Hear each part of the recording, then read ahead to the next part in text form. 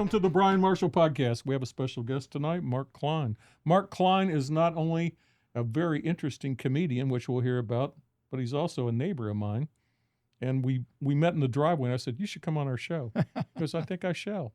I got to go out of the country first, and I'll be back. So welcome home. A pleasure to be. Yeah, we'll talk in the driveway to see how it goes. But we've had a variety of people on this show. I ran an advertising agency for 25 years. I retired last December, and I thought, what am I going to do? And I thought, I can't do nothing. I just decided that I had to do. So we started playing a lot of music, and then I thought, I'll do a podcast. It's like having your own miniature TV station. And they said, well, what will you talk about? I said, I'd like to talk about the passions of life because I think they're fuel for people. People too many times, the last guy's done recording work for all kinds of major music stars. And he said that there are consumers and there are actors in the world. And you're either wired one way or the other.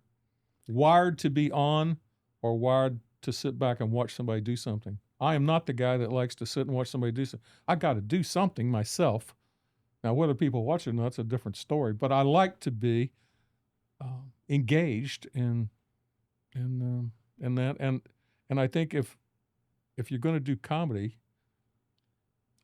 I have found that comedians seem to be very serious people when they're not being funny. Is that true? Well, when there's not a cover charge, we tend to clam up. That's just what our business is. I've been a comic for 45 years for a living, and I started my career telling jokes in strip joints.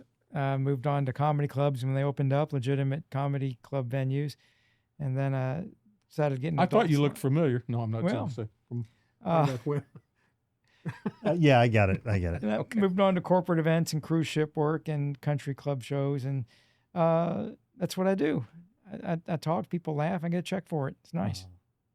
What possessed you? I mean, why that career? Well, since I was a kid, when I was about 8 years old, 6, 7, 8 years old, and you're old enough to remember these days, you may or may not be, I watched the Ed Sullivan Show on TV. Yeah. We just talked about it a while ago. Tonight. When the comedian came on, I knew when I was 7 years old, I want to be that guy.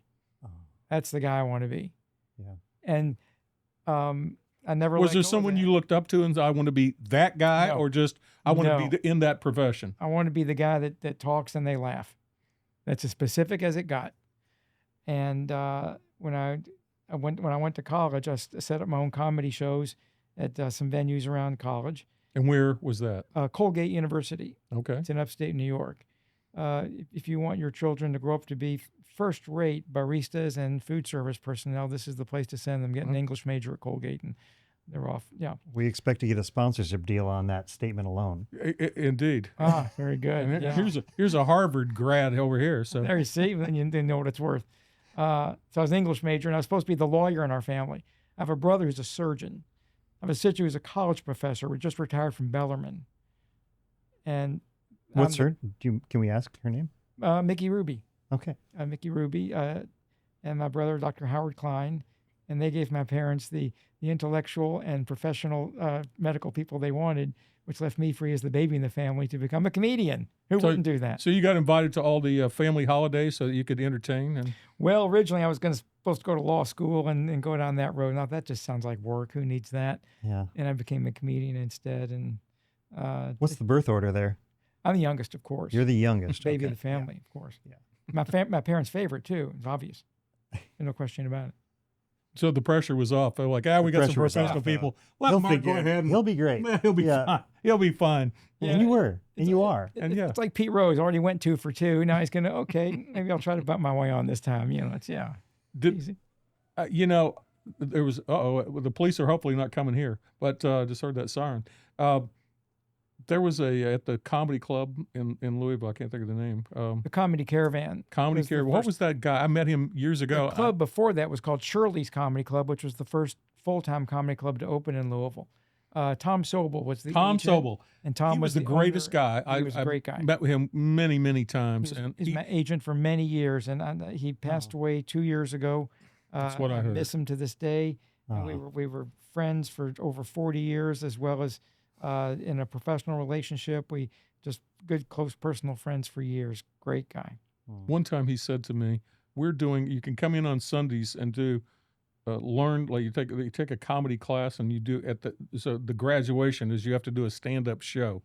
I wanted desperately to do it only because I've done 1,000 things in my life for fun. Now that sounded like fun. Wouldn't it be? To stand Yeah, up and do no. that? I want to do that too. Yeah. And we're sitting here with a guy that does this. I know. And I'm just wondering But how you here's got the started. difference between you and me and Mark. He's funny. already said- well, he must be, because he gets paid to do it, and we would be starving. We would have to get back to the mines, you guys. Yeah. You two got to go. Yeah, we got rocks to break. What? Here's the difference, and it's not a big difference, but it's an important difference. An amateur or an open micer or someone just starting out goes on stage and hopes the audience laughs. A professional comedian knows they're going to laugh. When I go on stage, I'm not wondering, will they laugh tonight? I'm not worried. Do you ever wonder how much they're going to laugh? No. Really? No. I've got a game plan. amazing. I know what I'm going to say pretty much. I've got a game plan how this show is going to have a beginning, a middle, and an end. Yeah. And about every minute and a half, there's a fork in the road that I can go either way depending on how the audience is going. But I'm driving that train, not them. Also, don't do a lot of crowd work because they're not funny. Wow. So these guys that do a lot of crowd work, is that set up? They're not asking questions they don't already know the answers to. Right. None of it is as spontaneous as it seems, because a good crowd work comic has a Rolodex spinning in his head all the time. All the time. And whatever that audience member says, that Rolodex pops up an answer for it that's funny. So it didn't just stumble into a hilarious ad lib doing crowd work with the audience. That stuff doesn't fall out of the trees. Yeah. It comes after years of knowing what you're doing in front of a crowd. Yeah, I often wonder how much work went into that Rolodex to be able to spin it. I mean, that they make it look so easy, and I'm sure the same with you. Every comic that I know will tell you while you're doing your set, there's a second and third voice in your head going, "Did I pick up the dry cleaning? Do we?" Yeah. Yeah. Because you're doing your act, you're reading the audience. Yeah. Your left, but there's a voice in your head that's going, "You need to." There's a lady in the second row who hasn't laughed at anything yet. Make eye contact with her and make sure she's okay. You're also focusing on all the points of the audience that you do your star pattern to make sure everyone's included in the show. And there's a lot of nonverbal communication that's going on, as well as the jokes you're telling. And that there's an editor in your head who's telling you how to do your show while you're doing it. And I can hear him as clearly as you can hear me right now while I'm doing my act. And then he's got a friend who's going, you told Jacqueline you'd be home by 11 tonight, but you're going to pick up something on the way back, maybe get a pizza. Everybody can relate to that in a way, but I couldn't do that on a stage. You right? wake up in the middle of it and you're halfway through. I mean, it's it. You don't wake up. You if you know your act really well and you know where the laughs are, you know where the timing is. You're not phoning it in or walking through it. You're giving the audience the best show you can give them. You're right in the groove. Part of that is you're editing inside your head while you're talking to make sure what's coming out is coming out the way it's supposed to. I wish we could hook up 3 mics during one of your shows and play them all separately so we could hear each one of those voices. It's How did you get into, the first show? When did you decide? I mean, it seems like it would be a pretty good leap to say, I'm going to do this, but there's got to be some lean moments to it. I can tell you, starting an ad agency, I strolled into a music store because I liked the music store, and they said, "Well, who are your clients?" And I said, "Hopefully you, because otherwise I'm going to starve to death." If everybody says, "Well, come back to me when you have others," I went through that loop for a while. Who else is on it? Well, when they decide nobody wants to be first, nobody wants to be left out. You ever have that? Well, comedy has always been a buyer's market for talent. Until you're famous, then it's a seller's market. Yes. But if you're talent and you're not famous, it's a buyer's market, which depresses the price and keeps it depressed. That's part of the deal. It's like teachers complaining they don't get rich. Well, you know what teaching paid when you got into it. Yeah. Comedy is a lot like that. And you need to generate either a lot of nights on the road in front of strangers or these days, a lot of clicks and a lot of hits on your website to make a living at this. And for every comic that's famous, there's 1,000 that aren't famous at making a living telling jokes to people. It's what I tell my son, this is a great business, go into it. Probably not. But I've heard, thoracic surgeons say the same thing. Yeah. So it's been a great career for me. I've loved going to work every day that I go. I've never dreaded going on stage. Oh my God, I got to have a show tonight. I never cursed the day that I signed up for a show. And it's taken me places I never would have gone otherwise. It's I'll give you an example.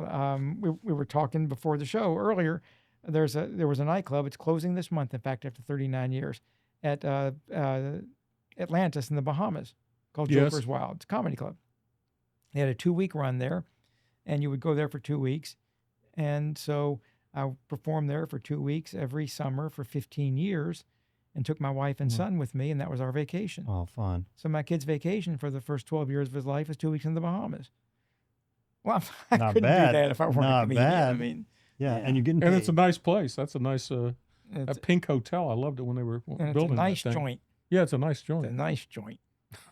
So I think the hardest part to me, thinking about that career, is writing really good material.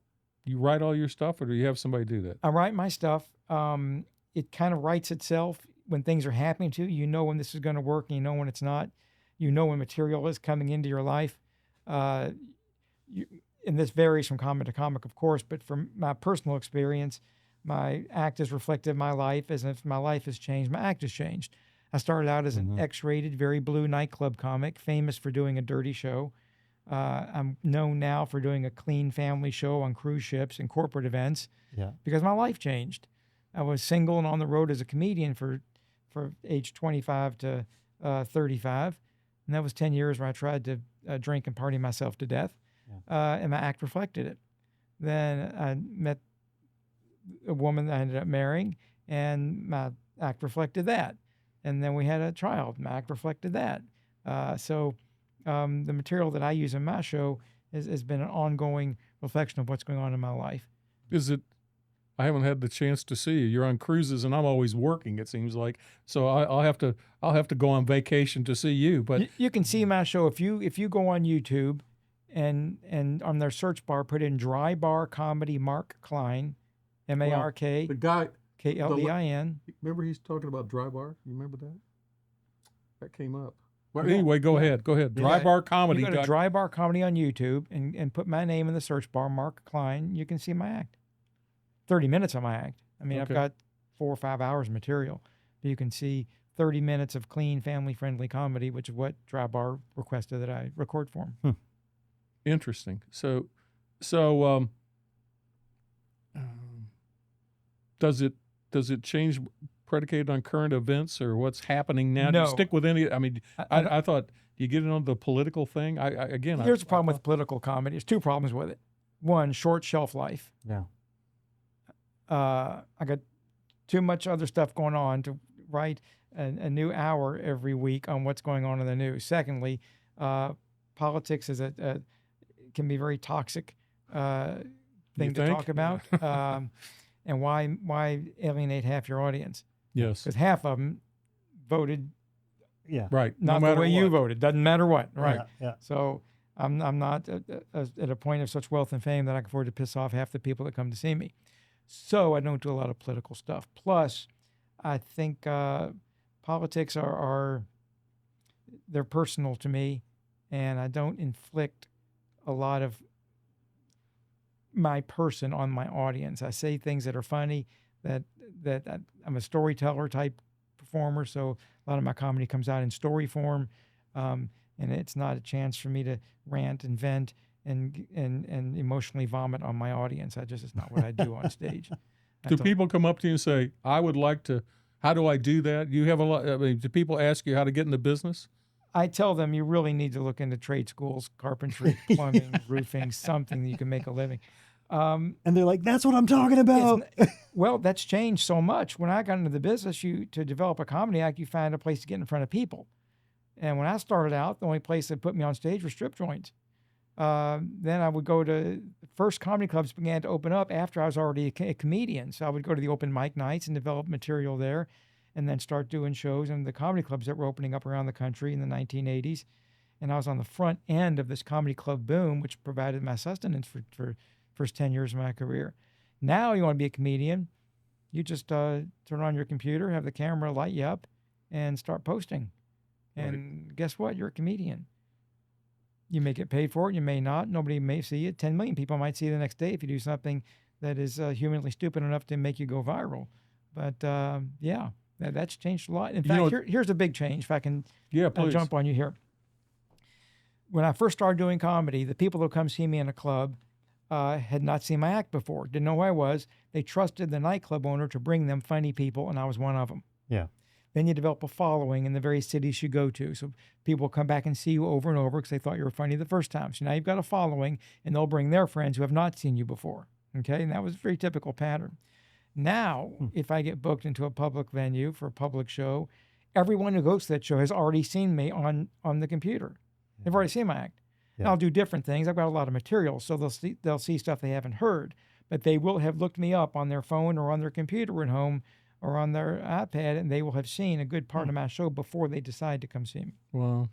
That's a big difference in how the business has evolved. Do you have any preference on that? Like, liked it when they didn't know who I was, or now? I've got mixed emotions on that. Well, I'm not asked a personal, almost political question there because you're hesitant and you don't have to, like you say what you're comfortable with. I like that they liked me enough to come see me. Yeah. I do want what they hear to be fresh to them. Right. I would think so. And so I do refresh my act and write new stuff. But people want to hear some old things that they liked when they heard it the first time.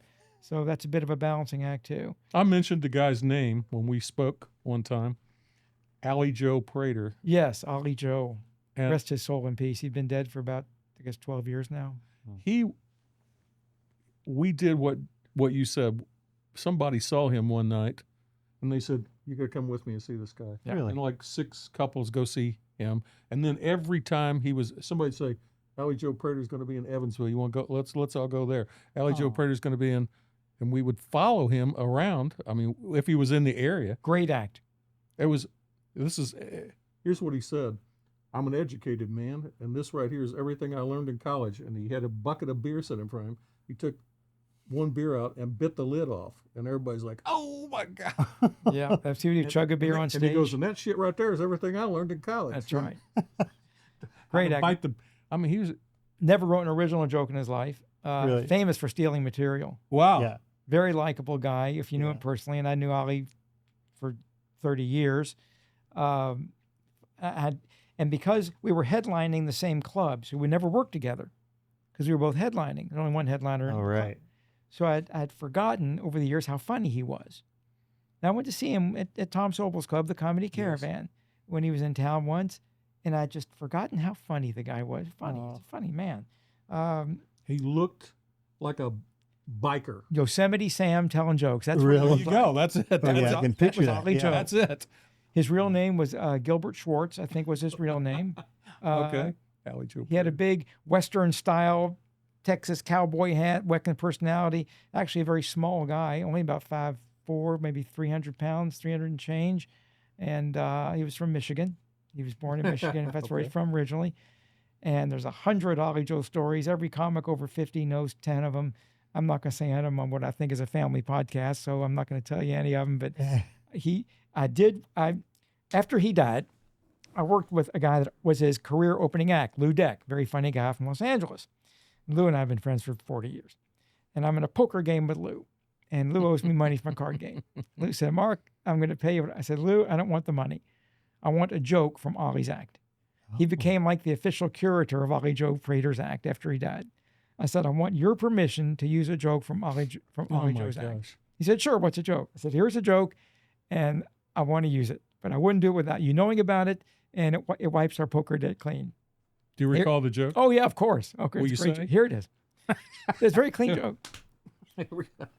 You got to kind of do it in Ollie's voice. "Woke up this morning, the smell of fresh coffee, bacon and griddle, pancakes being made. And I looked around and said, God almighty, I passed out at Waffle House again." That's the joke. It's a great opening line in a nightclub. love Opening that. line in a nightclub. Yeah. Great opening line. It establishes character. It sets the tone. You're going to talk about drink. Blah, blah, blah. It does about 10 things in one joke. And every comic searches for an opening line that does that. Wow. And I used it for years when I was working in nightclubs. Now when I go on stage, they introduce me off stage, or the MC will say, people talk from Louisville, Kentucky, Mark Klein. Opening line does those things. It says, yes, I'm from Kentucky. Every state's famous for something. New York is the Empire State. Florida's the Sunshine State. Here's what we make in Kentucky. We make bourbon. We make baseball bats. We make cigarettes. We make Corvettes. We make fried chicken. Our state motto is, if it kills you, we make it. 30 seconds long, opening statement, gets a laugh. It tells them where I'm from, Yeah. what we're going to... And the absurdity of Kentucky. Yes. It establishes... That's what a good opening line does. For Everybody wants to have a good chuckle on something, on Kentucky in that case. Like that is interesting to me. I mean, we can think of distasteful ways to alienate somebody or some group of people or something like that. But you did it in a very tasteful way. Like, we had a good laugh about people from Kentucky, Right. the state of Kentucky. And you did it, like, it's fun.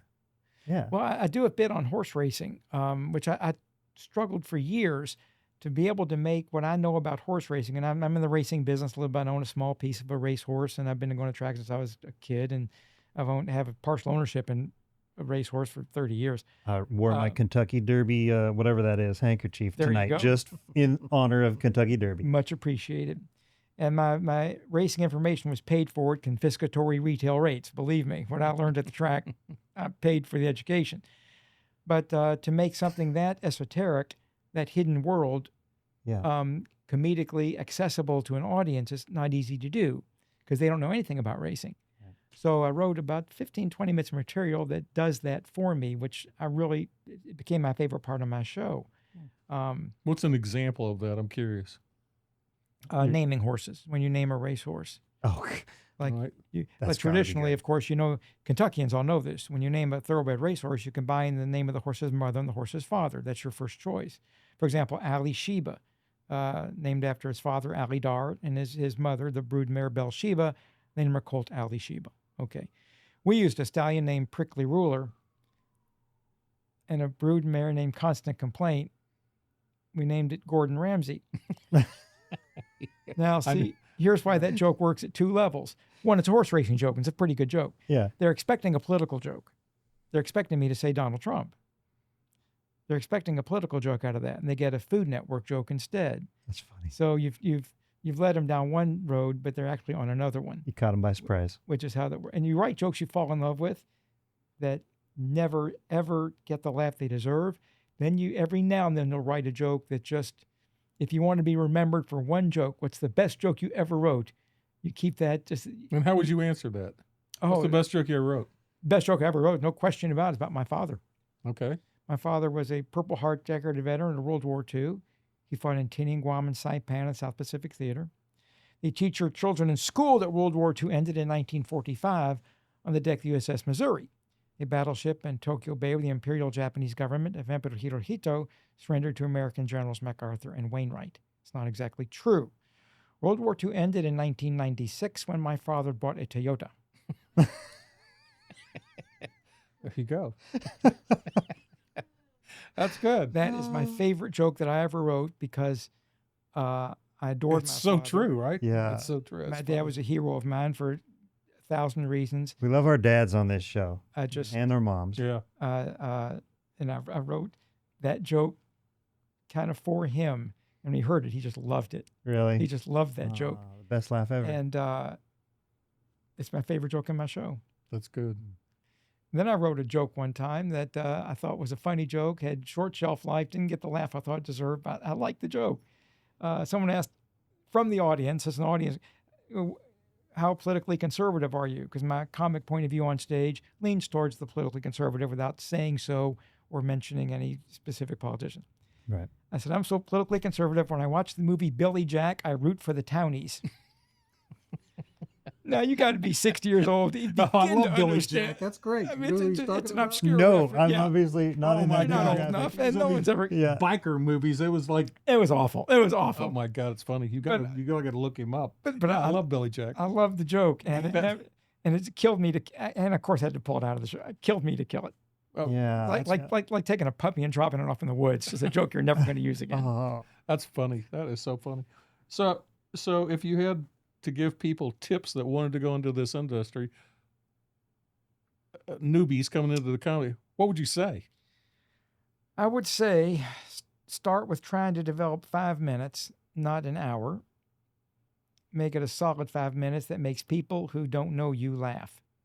Now, your friend's going to come see you at an open mic night. You're going to entertain your friends and family with what you think is funny, and they're going to laugh because they love you and they're polite, and they're your friends and your family.